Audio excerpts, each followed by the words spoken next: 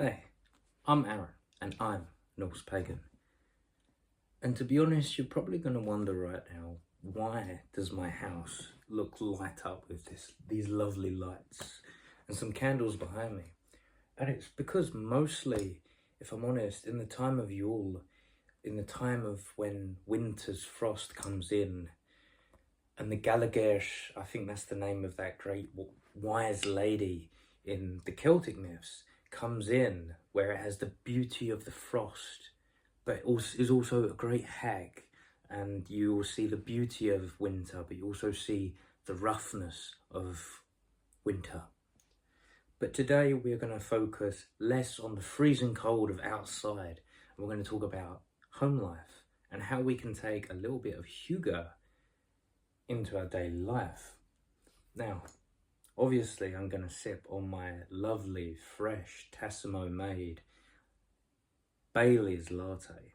Personally, I love coffee, and at this time of year, especially when we transition from Samhain to Hugge, Yule time kind of thing. So the festival of Yule has already happened, and we are now transitioning, I think it's the 27th going on to the 28th.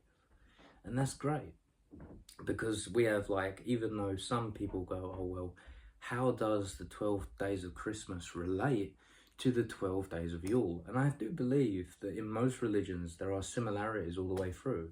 We've got to realise that paganism is a lot more older than Christianity.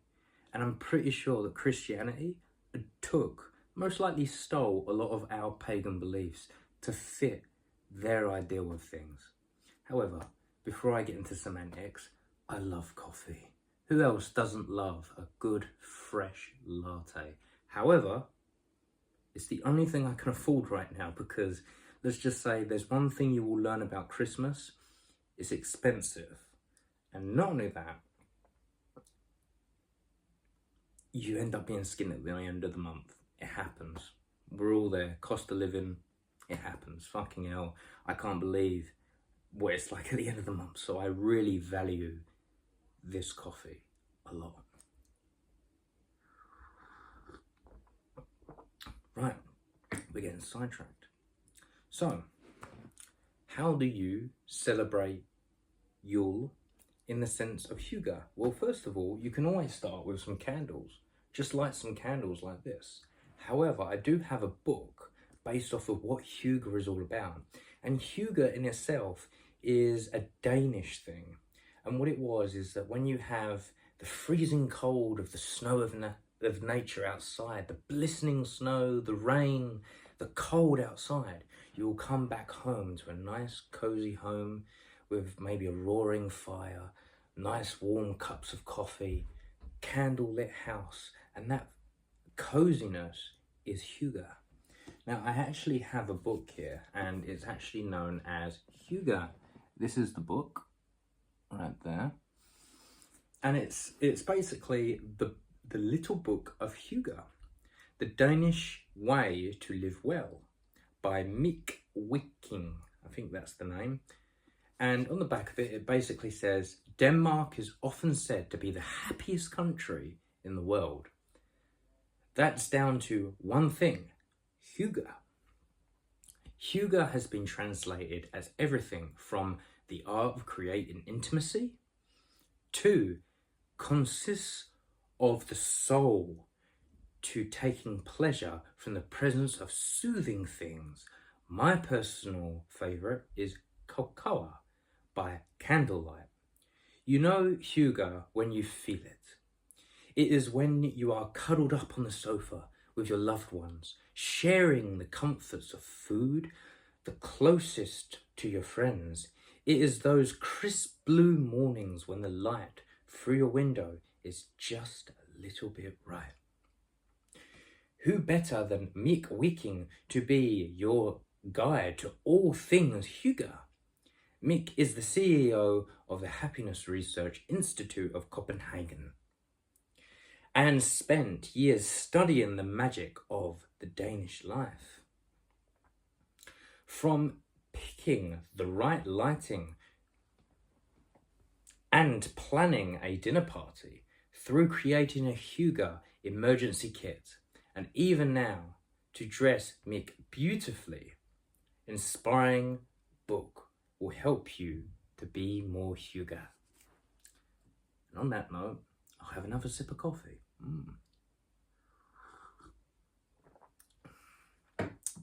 I can already feel Hugge surrounding me right now, from the glow of this lovely, lovely light and the glow of these candles shining so bright. So in the first, it's obviously is a bit of a book here, but the book itself is very entertaining. It tells you everything here. It says the happiness of ours, and there is a lot of coffee in this book, and that's one of the things I love. Right there, you see a lovely two people holding coffee. Obviously, makes sense, right? Being a book on Hugge. It talks about food and drink, what you're going to eat. It talks about all sorts of things. It talks about let's sin together. Honestly, it's right there. It says there, let's sin together. Why not? It talks about cake, and we all love cake. Fuck me, I love cake. It talks about pastries and cage manned. It talks about all sorts. And there are Hugge recipes. And it talks about all sorts in this book. So I would highly recommend, if you can find a book like this, read more into it, and you will learn what it is to have Hugge. Now, one thing, what is Hugge to me as a pagan? Well, to me, it's like, you know, if you ever have Christmas, yeah, and in Christmas, you enjoy a lovely meal made by maybe one of yourself or a family member, and you enjoy a hearty feast. To me, Yule and Christmas is very similar, and that's because it is. Let's just say Christmas to Christians is sitting in a church and seeing the sermon. Good for them. Honestly, if that's your spiritual path, good for you. However, what is Christmas to a pagan or a Norse pagan? Personally, Christmas to a pagan is known as Yule. Now, if you practice this, ladies and gentlemen, you are a pagan. Sorry to say it, but you are. And it's so natural. So basically, you know, when you have your Christmas tree and you put all the presents underneath the Christmas tree and that lovely family setting where family is all around, and you have that coziness all together and you feast, you can be as greedy as you want. You can eat all the meats that you desire, all the vegetables, and eat as much as you want until you're truly full, fuller than the pig that gets eaten in Valhalla. And you can drink plenty, ale, wine, beer, you name it, and you drink a full feast. And all of a sudden, the coldness outside, because obviously I smoke, so obviously I'll go outside and go, fucking hell, I love smoking. However, basically what happens is that, you know that cozy feeling when you put on a nice cozy light, and you might put on a nice cozy candle, and you might grab yourself a lovely coffee and you just sit down, and the quiet pleasantness where you have family gathering all around you. Everyone is merry with drinking wine or beer or alcohol or the alcohol beverage of their type. And you're all just sitting there enjoying. That, my friend, that is Yule. In my opinion, in my personal perspective. It doesn't mean that every pagan believes the same way I do. However, in my own pagan belief, this is Hugge and Yule. Hugge is the coziness of the warmth of family, but it's also when you go into a lit place like this and you see the coziness of a small light and lit candles that you can truly appreciate. Hugge in Yule.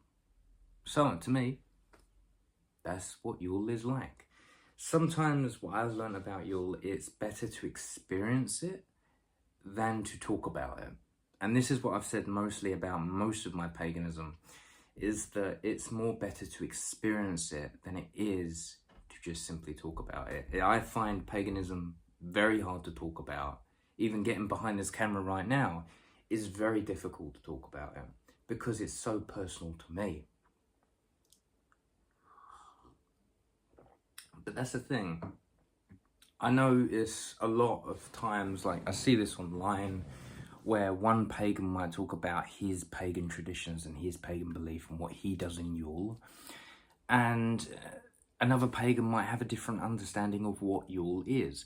And the difference is that each pagan is different. Each pagan, just like we have many gods and many goddesses, is the same with a pagan's belief. It's a very personal thing. The gods are very personal to me, just as much as they're personal to you guys who may be pagan. And in my opinion, in this time of year, we celebrate Hugge, or we celebrate Yule in many different ways. So yes, to me, Yule is feasting and drinking. Yule is about introducing Hugge and the sense of coziness in your life. However, is that it? Is that all that Yule means to me? No. So we know that in the time of Samhain is the veil between life, which is summer, and the death of winter. So what does that mean to me? Well, in that transition point, when we get into the Hugge of Yule, Yule to me is deep reflection. Is deep reflection on what we're doing. It's the transitioning point from 2024 to 2025. And it's basically to reflect, not to go outside and look for what we want exterior from ourselves, but to go from within. To put on a candle to make the place seem more lit and more well lit. To put on a nice kind of light over here. And to pour ourselves a nice cozy coffee because we're going to be here a very long time. And to have a deep reflection on what we want to do in the future. For me, if I'm personal, I have been deeply reflecting of what I've been up to in 2024. And if I'm honest, what I think I've been doing wrong is that in 2024, I was too focused on the material. I was too focused on what clothes I was wearing, or what kind of spiritual items I'm wearing, or what my hair looks like, or what my beard is trimmed like. I was too worried about what was the exterior from me that I seemed to ignore what's going on from within. And I started to realize that what I needed to focus on, what was more important, was not this physicality, not the clothes that I was wearing or the coat that I had, or even what kind of coffee I was drinking. What I needed to focus on was what was I doing? What was I doing every day to focus on the gods? What was I doing every day to connect me to the spirits? What was I doing every day to really connect me on a daily basis? Basically, the elements of spirituality. And what I realized is that 2024 really taught me is that you need to let go of this materialism that you've congregated yourself. Now, I've got lots of stuff. I'm going to be honest. I've got so much stuff that I don't know what to do with it. And in the end, I started to learn about minimalism. Now, I've watched many videos that Jacob Todson has talked about minimalism within physical stuff and also digital minimalism. But another person I would say that you should definitely, and I have actually watched his videos, is Matt D'Avella. Now, Matt D'Avella is a minimalist. I've watched his yoga videos. I've watched his minimalism videos, and I'm not joking, he has inspired me to want to be more minimalistic. So, my goal in 2025 is to become more minimalistic. Obviously, I know I'm not going to be in this apartment for a lot longer than I thought. And I know one thing is that I want to live more minimalistic. So in order to move from one place to another, I can easily transition from here to there more easily by having less stuff. Also, it reminds me that we don't need so much stuff. All this stuff, all the physical stuff that we have, it anchors us down to where we are. And when we get rid of something, we're actually doing something good. So I've given away coats, I've given away things, I've given away this, that and the other. And there's some coats that have been in my wardrobe that has been there for like 2 years. And I'm like, God, I don't wear this. And it's about going through what you have, being grateful for what you do have, and letting go of what you don't necessarily need. And it's about living with enough. Minimalism is not about living with nothing. It's not about living with a lamp, or you sit on the floor and you sleep on the floor and you have nothing. No, it's about living with enough. And I thought to myself, do I have enough jumpers? Yes. Do I have enough millionaires? Yes. Do I have enough oath rings? Yes. Do I have enough tattoos? No. Do I have enough coffee?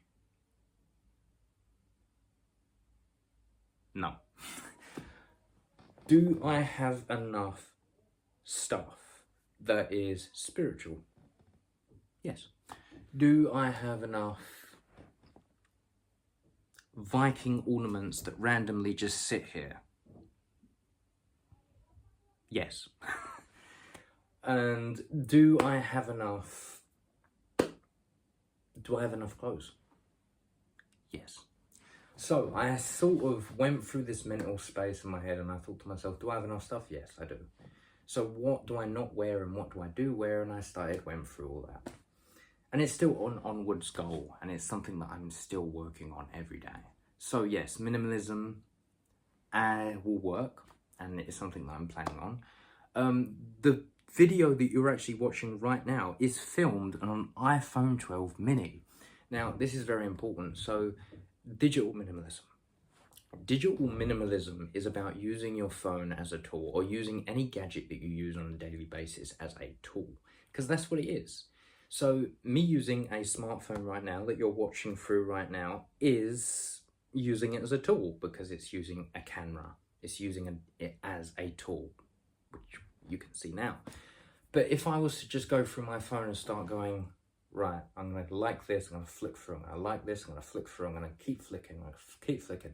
2 hours pass, nothing has actually happened, and you've just been on your phone looking for random shit that you're not interested in, but you might have gone, oh, that looks good. Oh, that looks good. Oh, this is a load of shit. This is okay. Fuck that. I don't want to even look at that. This stuff needs to stop, because we're just wasting our time. And I'm starting to realise when I'm at work. So with this iPhone 12 mini, you don't really have a good battery life. That's a good thing. So what I do when I'm at work, I actually switch my phone off, meaning I don't use my phone. No one can really get hold of me. Sometimes I just switch my phone on just to see if I got any messages. And most of the time, no messages. So I just switch it off. And it's really a pain, because people tell me, well, why don't you just keep your phone on? And that's the thing. If it stays on, I'll get a notification. The battery life runs out, and then I've got 15% left, and it's only 3 o'clock. And if you work a 12-hour shift, that fucking sucks. So yeah, fuck off. I'm not doing that. So digital minimalism is about using your phone as a tool. So if you use it to, say, if you're brushing your teeth for 2 minutes, you put it on a timer, you're using it as a tool. If you're making a video, you're using the camera as a tool. You know, if you're using it to pick up a phone, that's a tool. If you're using social media to post your you know, this or YouTube, that is using it as a tool.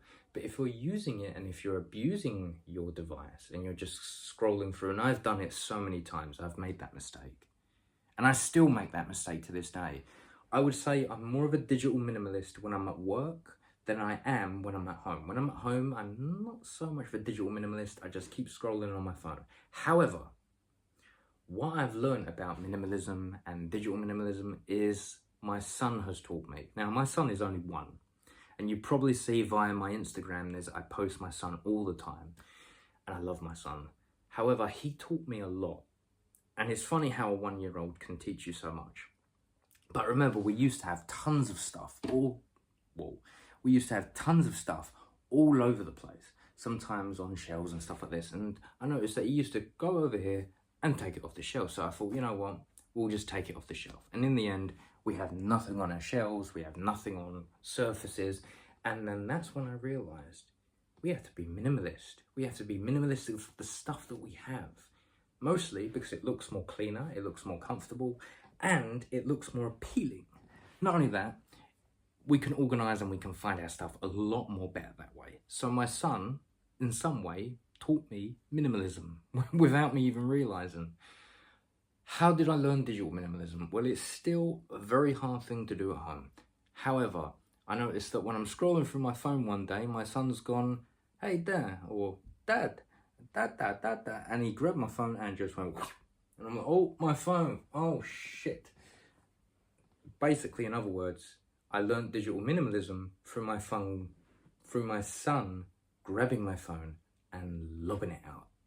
So I started to realise, don't be on your phone so many times. Another thing I started to realise is that, you know, being more present in the moment was more important than being on these devices or even watching the telly. Sometimes we'll just watch the telly to escape reality for 5 minutes. And that's okay, you can do that.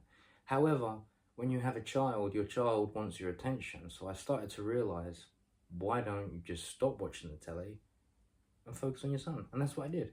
And in the end, laying on the floor reminds me of how to do yoga. And I probably will show you my yoga routine because it's actually quite fun. And I've started doing yoga now for a bit, and I've started to think, you know what, I actually really enjoy this, and I think I might do this more often. However, when you're playing with your kid and you're on the floor, you do yoga in some sense. You're using your feet, you're using your legs, you're using these aspects. Anyway, get distracted. Now, personally, if you like the content here at the Hipster of Odin, feel free to like and subscribe to my video. It all helps out and it all works, trust me.